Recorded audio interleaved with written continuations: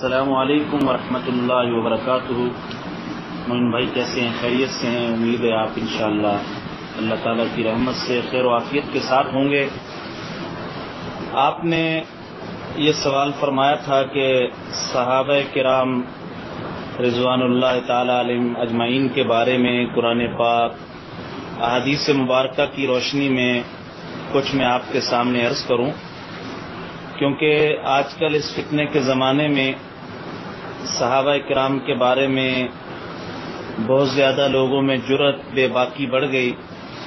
وہ بے دھڑک اللہ کے نبی صلی اللہ علیہ وسلم کے ان ساتھیوں کے بارے میں ایسے گستاخی کے کلمات کہہ جاتے ہیں، ان پر تنقید کرتے ہیں، اعتراض کرتے ہیں، جس سے ان کی دنیا اور آخرت دونوں جہان برباد ہو جائیں گے۔ کیونکہ صحابہ کرام کی جماعت یہ وہ مقدس جماعت ہے جن کو اللہ تعالیٰ نے اپنے نبی صلی اللہ علیہ وسلم کے دین کی نصرت کے لیے چنا۔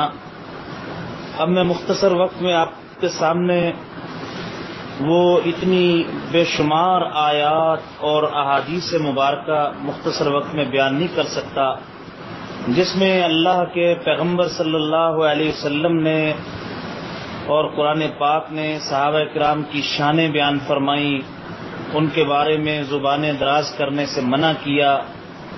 وہ اللہ کے نبی صلی اللہ علیہ وسلم کے ساتھی تھے، کسی کو حق نہیں کہ وہ حضرت صلی اللہ علیہ وسلم کے ان آپ کے مدرسے کے ان پہلے شاگردوں، آپ کے تربیت یافتہ لوگوں پر تنقید کرے۔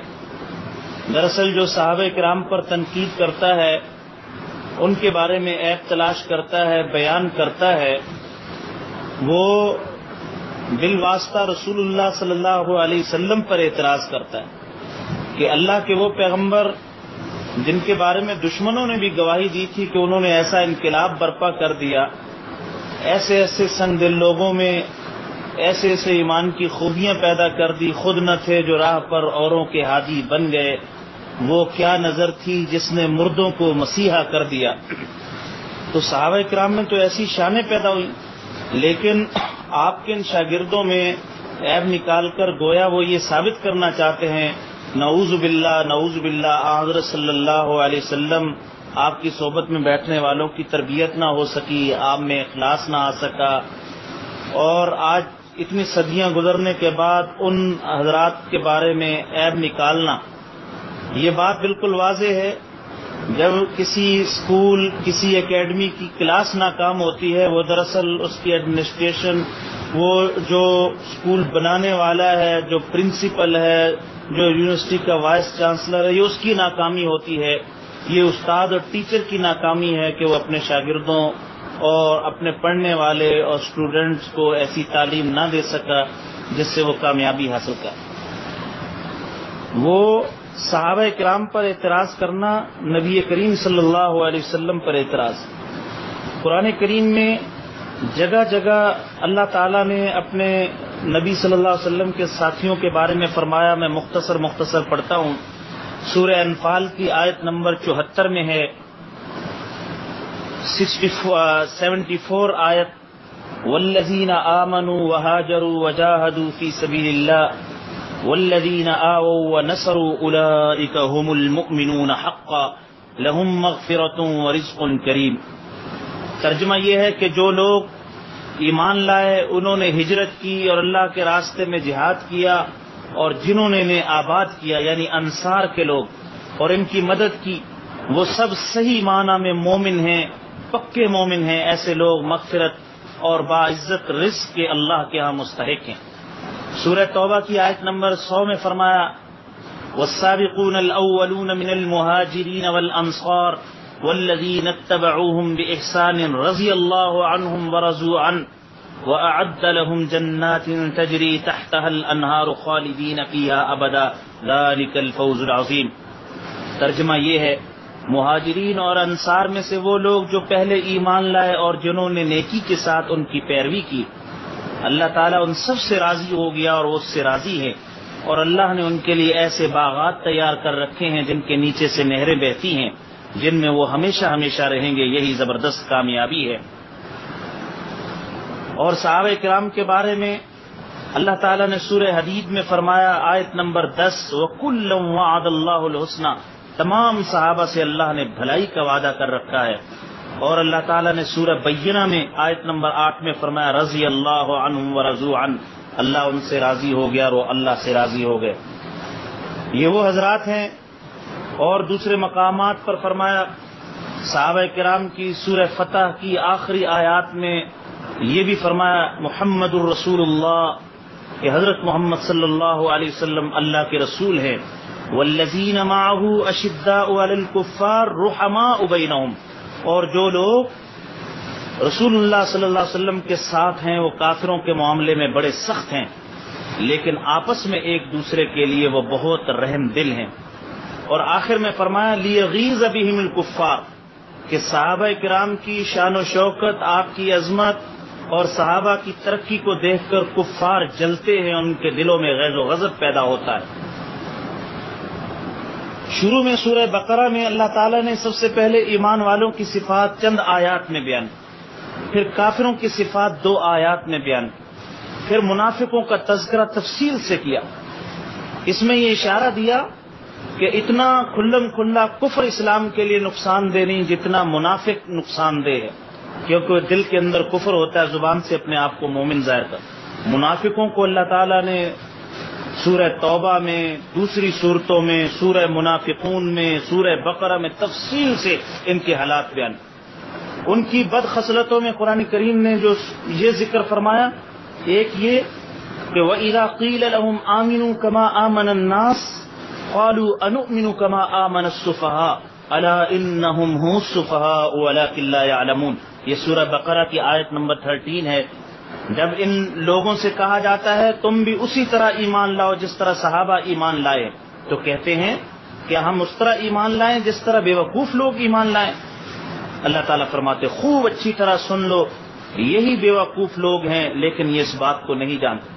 اب دیکھیے اللہ سبحانہ و تعالیٰ نے ان منافقوں کو جنہوں نے صحابہ کو بے وقوف کہا تھا ان کے جواب میں کہا کہ دراصل بے وقوف یہ ہیں، صحابہ کرام نہیں. تو صحابہ کرام کے ایمان کی گواہی دی، صحابہ کرام کے ایمان کو معیار ٹھہرایا. سورہ بقرہ کی آیت نمبر 137 میں فرمایا فَإِنْ آمَنُوا بِمِثْلِ مَا آمَنْتُمْ بِهِ فَقَدِ اهْتَدُوا، اگر یہ لوگ بھی اسی طرح ایمان لائے جس طرح اے صحابہ تم ایمان لائے ہو تو یہ راہ راست پر آئیں گے. تو صحابہ کرام کے ایمان کو معیار فرمایا گیا کہ جس طرح صحابہ کرام ایمان لے کر آئے اسی طرح دنیا کے تمام انسانوں کو یہ حکم فرمایا گیا اس کے مطابق ایمان لائے. تو صحابہ کرام کو اللہ سبحانہ و تعالیٰ نے معیار حق قرار دیا، اور صحابہ کرام کو جنہوں نے بے وقوف کہا اس کے مقابلے میں جواب میں کہا الا انہم هم السفہاء ولکن لا یعلمون.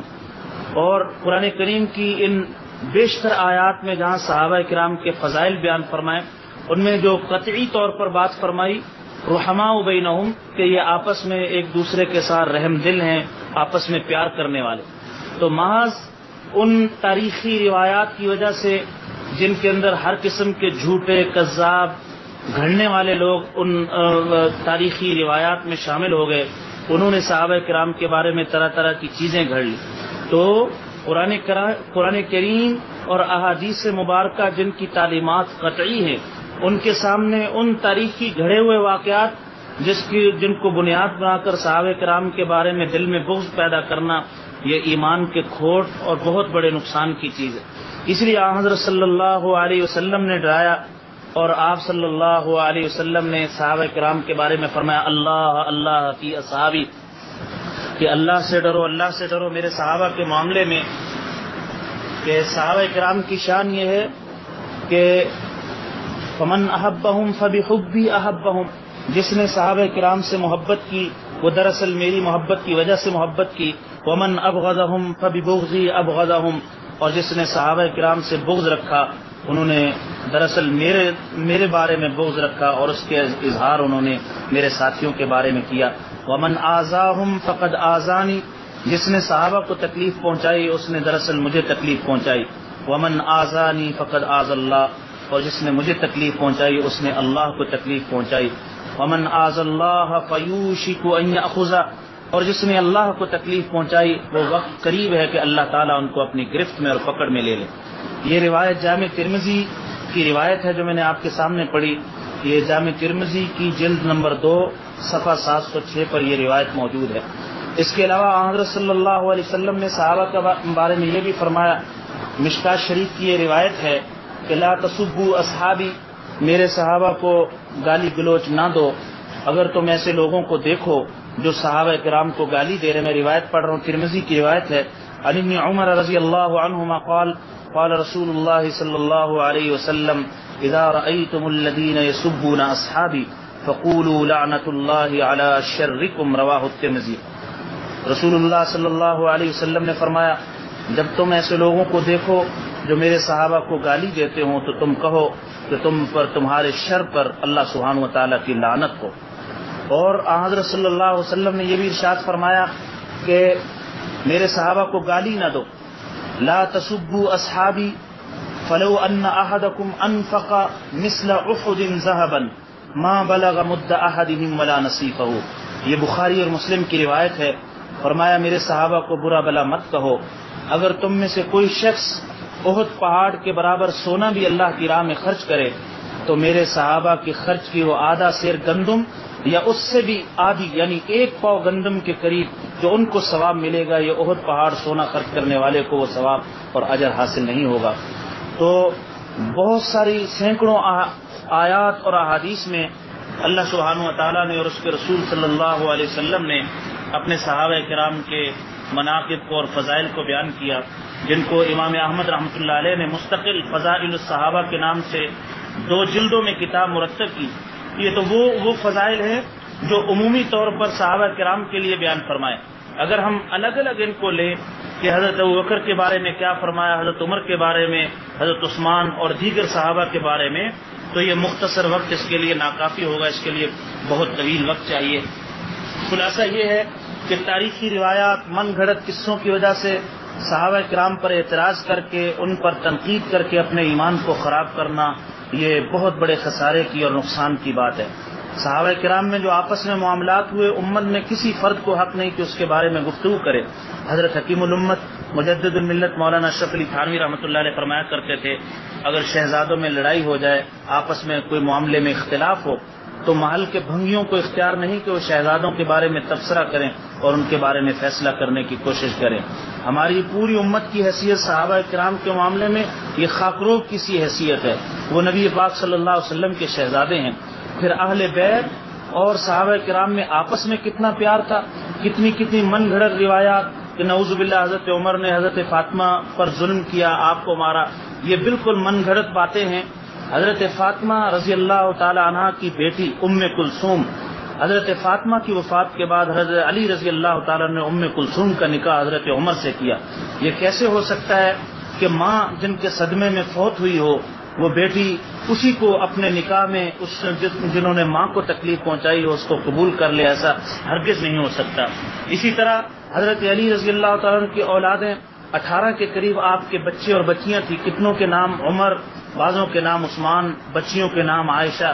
اہل بیت کے ائمہ حضرت جعفر، حضرت محمد باقر اور دیگر بڑے بڑے حضرات کی اولادوں میں بھی یہ سارے کے سارے نام ملتے ہیں۔